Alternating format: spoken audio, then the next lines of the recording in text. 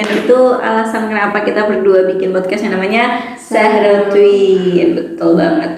Terus di sini kita juga ada kedatangan 2 bintang tamu. Bintang tamu kita ada kedatangan 2 orang keren ya dan spesial. Mungkin boleh diperkenalkan dulu siapa namanya, Mbak Cantik? Saya Degara Soekarno. Oke, saya Ulfiatul Silmi. Oke, Mbak Ulfi ya. Iya. Mbak Adel ini kesibukannya apa nih? Kuliah, apa kerja atau ngapain gitu? Aduh, kalau ditanya kesibukan kayaknya ya nggak sibuk ya. Sibuk, Paling Tapi muka-mukanya itu muka-muka gitu.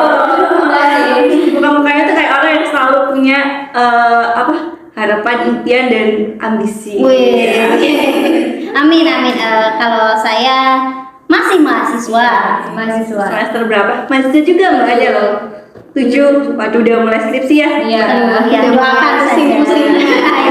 Tapi ini semester 7 tuh masih kuliah nggak sih? Untuk di mana ya? Di kuliah di mana Mbak Ulfi dan Mbak Adel? Kebetulan kita sama. Oke, berarti kalau di itu semester 7 itu masih kuliah nggak? Kan kita tahu ya nggak semua itu kan sama gitu ya, Mbak Zahra ya? Iya, betul. Dan kalau di UIN sendiri itu masih kuliah nggak semester 7? Masih ada mata kuliah gitu? Masih. Kebetulan kalau di kami Fakultas Dakwah ya dan Komunikasi kita masih ada mata kuliah di semester 7 gitu. Oke, itu offline terus gitu ya, Mbak? Enggak sih, ada yang online. Oh gitu ya, Mbak. Karena mungkin ini udah kayak mungkin sebelumnya kita belajar dari sebenarnya kan pandemi gitu ya, dan karena pandemi kita jadi tahu online gitu kan. Iya. Karena kan kita nggak pernah offline, nggak pernah tahu offline online gitu tuh nggak pernah ada gitu kan. Terus sejak pandemi kita jadi belajar banyak tentang akhirnya maksudnya penerapan dari sistem online-nya itu bisa kita terapkan di sekarang gitu ya. Iya. Terus kira-kira enak nggak sih kuliah online kayak gitu? Gimana ya kalau ditanya enak nggak enak? Sebenarnya kita merasakan dua-duanya ya. Online kita merasakan, offline juga kita merasakan. Tapi kalau dari saya pribadi, saya lebih suka offline sih sebenarnya karena kayak dari offline kita bisa bertemu ya. Saya bisa bertemu dengan Mbak Adel seperti itu dan aduh kalau pacar soal pacar jangan dulu ya. Iya, begitu sih menurut saya ya pribadi gitu. Kalau saya lebih suka online sih. Kenapa tuh? Bisa serba. Iya, bisa bermakan, lebih bebas aja sih. Jadi kalau online dan offline tuh punya kelebihan dan kekurangan masing-masing. Iya. Tergantung kita nyamannya di mana aja Iya. gitu kan ya. Terus ngomong-ngomong nih untuk online dan offline sendiri, kan karena misal online itu kan kita juga kenal itu karena dari new media gitu ya Mbak Zahra ya. New media. Terus karena dengan adanya new media kita kan terhubung dengan orang banyak, dan salah satu bentuk dari new media ini adalah belajar secara daring atau virtual gitu kan. Bahkan kalau dulu kan mungkin adanya cuma video call, terus betul. di WhatsApp cuma kirim-kiriman pesan aja, terus mau nyari pacar juga bisa kan di aplikasi online sekarang ya. Nyari pacar online gampang, tergantung kita gimana. Iya betul, banyak Terus Udah berpengalaman sih. iya sukanya virtual gitu. Yang ada soalnya lebih kena gitu Iya, ya sih. lebih kerasa. Iya betul. Kayak nggak pernah ketemu, penasaran tiba-tiba di ghosting. nah itu yang Bener-bener suka itu ya. jadi salah satu permasalahan juga sih. Iya. Jadi kayak untuk menjalin komunikasi ke orang itu gampang. Iya. Untuk ninggalin juga gampang. Iya kan? Iya, betul, Karena memang. kita kan tidak tahu ya orang itu udah amat, orang dia nggak tahu aku lagi ngapain, orang dia nggak tahu aku udah suka sama si ini, ternyata si ini masih ngejar-ngejar terus gitu ya kan, nggak tahu gitu kan. Nah itu juga jadi salah satu kekurangan dan kelebihan. Tapi nggak dipungkiri juga kalau misalkan di online itu kita juga ketemu jodoh gitu yang sebenar-benarnya gitu ya nggak sih. Sebenarnya tergantung dari pelakunya masing-masing gitu ya gitu. Terus untuk online-nya nih kira-kira ada hambatan-hambatan gitu kalau misalkan lagi kuliah online kayak gitu? Ya ada sih, kayak biasanya dosennya nggak datang di online, walaupun itu online loh. Kadang Iya. ada yang lupa, kadang ada juga yang bilangnya online tapi ternyata offline gitu. Iya. Kadang kayak gitu. Kalau Mbak Ulfi? Ya sih ya hampir sama ya karena kadang kita udah nunggu lama nih katanya online, ternyata mendadak dosennya minta offline. Jadi mau tidak mau ya kita kalau kita tidak bernegosiasi untuk meminta online juga, kita juga harus Siap-siap. harus ya ikut offline gitu. Nah, jadi kayak misalkan online atau offline kadang bisa menimbulkan sebuah sebab yang baru gitu ya. Iya. Kayak misalkan kita punya solusi tapi itu juga menyebabkan masalah yang Nah, baru iya. gitu kan ya. Terus biasanya kalian kalau online itu sambil scroll apa gitu nggak gitu? Kalau lagi kuliah gitu. Aduh, kayaknya Bocor aja gitu ya bener ya. Iya. tidak apa ya, gitu?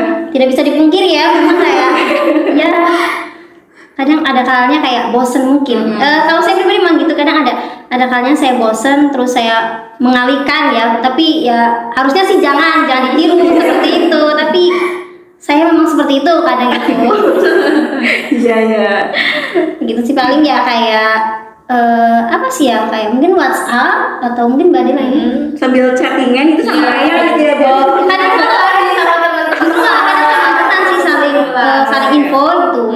Paling gitu sih. Apalagi kalau misalkan lagi presentasi itu ada satu pertanyaan yang kadang aduh nggak tahu nih, nanti kita jadi Bet ngerjain ya Mbak Zahra, kerjain di nomor sekian gitu, terus nanti Mbak Zahra kirim link gitu kan. Emang berguna banget gitu kan ya.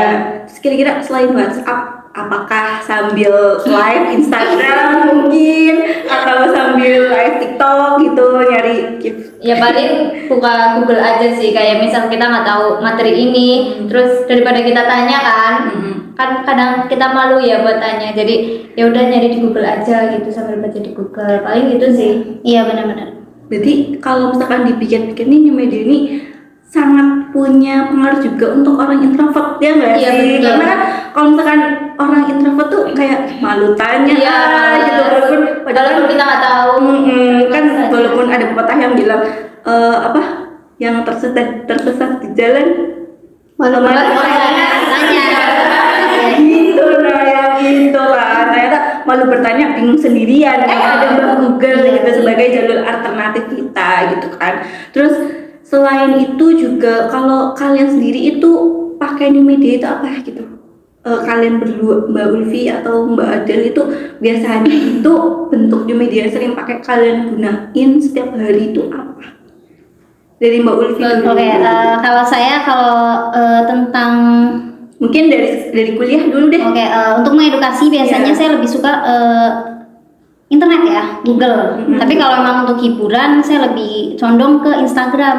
Oke. Gitu sih menurut saya, karena kadang bahkan konten-konten yang sekarang itu lebih ya selain mengedukasi memang sebagai hiburan ya. Jadi kayak ketika kita bosan ya kita tontonlah konten-konten yang memang menghibur kita di Instagram. Kalau saya Instagram sih, lebih condong ke Instagram. Kayak kalau Mbak Adel sendiri. Kalau saya ke Twitter sama Instagram, karena di Twitter tuh kayak kita bisa dapat informasi lebih cepat dan lebih gampang. Kalau udah viral gitu kan biasanya muncul di apa ya, trending topik itu yang tagar itu kan. Nah kita bisa cuma mencet satu kayak udah dapat banyak banget informasi dan fokus sama informasi itu yang lagi viral itu gitu. Kalau di Instagram ya kayak lebih buat ke hiburan aja sih Mbak. Oke, berarti cara untuk main TikTok gitu ya. Sementara kan kalau misalnya kita dengar TikTok itu udah sering dipakai anak muda ya Mbak ya, Mbak Zahra ya.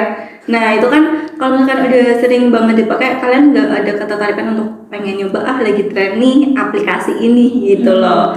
Atau kalian sendiri emang udah tertarik di tadi Instagram sama Twitter itu karena udah jadi produsen gitu sebagai pembuat konten di sana? Kalau pernah memang mencoba TikTok, tapi kayak saya lebih suka dan nyaman gitu ke Instagram. Jadi ya saya hanya mencoba, tapi saya tidak sebagai pengguna gitu loh. Gitu. Kalau Mbak Adel sendiri? Ya kalau TikTok menurut saya lebih apa ya, kontennya menurut saya kurang edukatif gitu, kayak cuma hiburan aja, sekedar hiburan aja sih. Iya, challenge kayak gitu ya. Ya sebenarnya tergantung dari algoritma yang kita cari gitu. Kalau membahas soal new media ya tergantung metadata atau dari algoritmanya tuh kadang-kadang emang dari apa yang sering kita cari dan sering kita buka. Kalau kan emang yang sering kita buka itu yang hal-hal yang kurang mengedukasi ya seterusnya kan seperti itu, walaupun nggak dimungkiri juga kadang-kadang FYP kan. FYP walaupun kita sering share yang katakanlah Islami dakwah terus menerus kadang-kadang FYP-nya ada hal-hal yang kurang baik kayak gitu kan, memang itu juga nggak bisa dihindari gitu ya Mbak Zahra ya. Iya, oke. Terus untuk pembahasan tentang dampak negatifnya buat kalian berdua itu apa sih? Contohnya misal dari mahasiswa, kalian merasa bahwa karena aku sering pakai new media, aku jadi ketergantungan sama new media, terus aku jadi lebih suka untuk nanya Mbak Google daripada nanya sama dosen gitu kan. Kadang dapat kan, apalagi untuk kaum introvert yang emang takut untuk bertanya atau gimana gitu. Dari Mbak Adel dulu kali ya. Ya, boleh. Gitu loh. Gimana Mbak Adel? Ya, kalau menurut aku sih Gimana ya? Ada kayak negatif kayak Mbak Adel tuh jadi misal lagi meet tuh, tadi lagi ada pembahasan soal ini trending di Twitter, misal Mbak Adel tuh sukanya apa ya? Twitter sih, tapi Maksudnya kalau untuk bukan konflik sih, kegemaran atau hobinya tuh lebih ke mana? ke K-pop atau apa? olahraga sih. Oh, olahraga. Berarti kalau spesifiknya itu apa Mbak Adel? Bulu tangkis atau sepak bola. Oh, sepak bola. Oke kan, kalau misalkan kadang-kadang lagi ada trending bola ini nih gitu kan, live ini di luar negeri katakanlah gitu. Terus tiba-tiba lagi mata kuliah disambi ini aja. Itu kan karena itu jadi dampak negatif buat Mbak Adel sendiri nih, karena yang harusnya dengerin dosen bilang ngomong gitu di meet ternyata bisa udah yang penting yang aku dulu nih yang di bola, yang main bola gitu apa Mbak Adel, atau ada hal yang lain? Kalau dampak negatif yang lainnya kayak di Twitter itu kadang konten-kontennya tuh nggak disensor gitu loh Mbak, kayak bener-bener asli real gitu tanpa sensor. Padahal kalau di kode etik jurnalistik itu kan, kalau menyebarkan informasi yang kontennya berbau kayak kekerasan atau kayak pembunuhan atau apa gitu kan, harusnya disensor ya Mbak, biar privasi itu aman orang itu. Ya memang kalau misalkan kita membahas soal privasi itu lebih ketat di jurnalisme ya. Kalau misalnya di elektronik kan itu bisa kita cari, karena dari jurnalis itu ada kode etiknya di bawah naungan Dewan Pers seperti itu kan. Terus untuk yang di aplikasi-aplikasi tersebut itu karena biasanya itu kan ada di undang-undang ITE ya. Cuma kadang memang ada yang lolos aja kayak gitu ya. Mbak Adel. Iya. Kalau Mbak Ulfi sendiri gimana? Ya benar yang katakan Mbak Zahro, saya juga mengalami ketergantungan ya. Iya. Apalagi Google. Untuk saya yang kayak kadang introvert gitu, kadang malu untuk bertanya kepada dosen, padahal udah di depan mata loh dosen itu gitu, tinggal nanya. Tapi saya lebih cenderung ke jadi deh nanya dulu aja ke Google gitu, karena ya dari Google juga kita tahu kayak gitu loh mungkin, tapi untuk memastikannya lagi saya memang harus menanyakan lagi ke dosen gitu, karena kan berbeda opini atau pendapat dari itu ya masing-masing gitu sih. Iya betul. Terus dan untuk saya menambahkan juga ya, kalau misalkan kita kan semester 7 ya kan, kadang-kadang harus ngejar skripsi itu yang pertama. Terus juga kita mesti nyari konten-kontennya, isi-isunya ya kan, karena kan nggak semua judul itu bisa di-akses dan itu tergantung dari urgensinya gitu kan. Kadang-kadang kan dari dosen itu mengutamakan yang ada urgensinya, yang punya dampak banyak gitu kan. Terus kalau misalkan kita lagi nyari sebuah topik itu memang sebenarnya dengan kan sekarang new media juga ada AI-nya ya kan, gitu kan. Dan itu juga biasanya sering pakai AI untuk AI. Misal apa kita aplikasi? Kalau aku pernah pakai buat ini, kayak kita bikin animasi tapi kita cuma bikin suaranya aja, nanti bisa muncul animasi yang udah bisa ini loh bergerak sendiri sesuai dengan suara yang kita gunakan gitu. Iya, kalau dulu kan lebih praktis. Ada yang manual gitu ya. Sekarang udah tinggal ngomong aja udah ada animasinya. Kalau Mbak Ulfi, kalau saya sih belum pernah nyoba ya. Soalnya belum pernah nyoba itu. Oke, mungkin bisa dicoba ChatGPT ya. Nah itu kalau ChatGPT itu sebenarnya kalau saya jujur saya adalah penggunanya gitu, salah satu penggunanya, walaupun nggak terlalu sering, tapi itu benar-benar saya rasain dulu. Saya rasain banget manfaatnya gitu loh.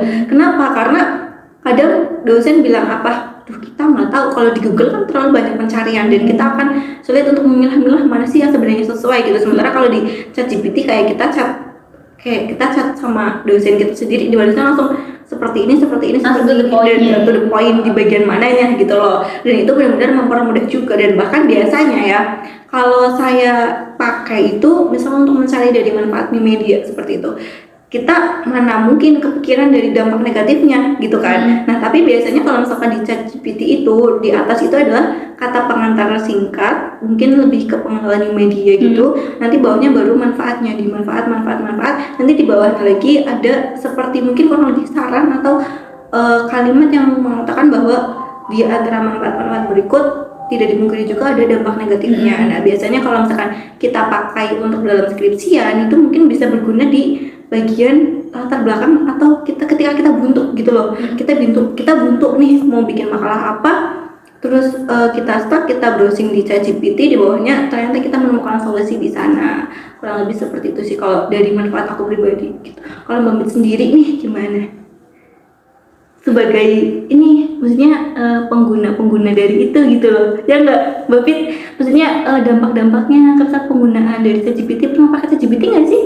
Pernah sih, itu tuh benar-benar kayak mempermudah kita dalam mengerjakan tugas. Cuman kalau misalnya keseringan itu juga nggak baik, apalagi kan sekarang zamannya plagiarisme, ya kan? Betul. Itu kan nggak boleh, apalagi kalau misalnya kita semester atas. Iya betul. Itu tuh benar-benar kayak pinter-pinternya kita dalam mempergunakan new media di itu ChatGPT. Iya betul banget. Jadi kayak misalkan kadang memang bener ya kayak suatu hal itu kalau memang kita menggunakannya secara tepat itu juga akan berdampak baik untuk diri kita sendiri gitu. Kecuali kalau kita melakukannya dengan cara berlebihan kayak gitu. Dan juga untuk beredarnya informasi yang terlalu banyak itu bikin kita susah untuk memilah-milah gitu kan. Dan itu tuh bikin kita kalau misalkan memang tidak punya dasar literasi digital yang tinggi, kita akan mudah terbawa arus. Kayak misalnya sekarang lagi panas-panasnya apa nih, isu politik, betul kan Mbak Zara? Terus kayak misal dibilang wah yang ini jadi apa sih, keluarga politik yang lagi menguasai puncak tertinggi politik nih mau jadiin anaknya cawapres gitu ya kan. Mungkin karena kita udah azan-azan kedengeran gak sih Mbak? Iya. Ya udah Dari awal udah sampai ke ini cawapres. Iya, dari new media sampai cawapres gitu, dari kuliah langsung milih presiden gitu ya, ada terlalu banyak. Terus mungkin kita cukupkan sampai di sini dulu ya, udah terlalu banyak pembahasan yang kita dapat juga. Terus Mbak Adel dan Mbak Ulfi haus ya, kita lebih minum dulu gitu karena kita terlalu banyak ngomong itu ya Mbak Zara ya. Ya mungkin itu aja dari podcast kita hari ini. Dan kesimpulan dari new media itu bahwa memang new media itu nggak bisa dipisahkan dari kehidupan kita gitu loh. Apalagi zaman yang udah sangat-sangat modern, di zaman dimana generasi alpha itu lahir seperti itu. Jadi kita bisa hidup berdampingan dengan new media, bahkan menjadi bagian dari kehidupan kita, tapi juga melihat dampak negatifnya untuk bisa diminimalisir. Meskipun dampak negatif itu juga tetap ada ke kita, tapi itu bisa diminimalisir dengan memaksimalkan manfaatnya seperti itu. Itu ya Mbak Fit ya? Oke, dan mungkin itu aja podcast kali ini. Terima kasih sudah nonton dan see you, bye.